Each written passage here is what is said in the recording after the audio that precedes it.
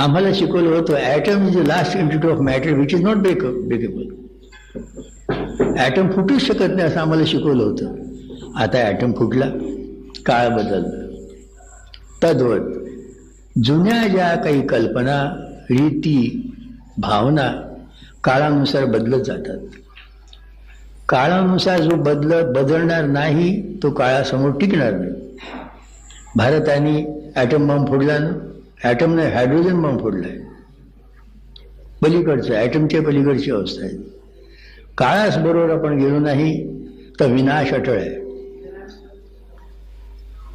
म्हणून या दृष्टीने आपल्याला प्रथम माझं निवेदन, हा विषय समजण्याकरता तुम्ही आपल्या मनाची, बुद्धिमत्तेची पूर्वतयारी करा, नाहीतर विषय लक्षात येणार नाही. पठडीबाज पद्धतीने विषय मी तुमच्यासमोर मांडणार नाही. माझं वय बरंच झालेलं आहे, जवळजवळ असं म्हणा की 100 वर्षाचा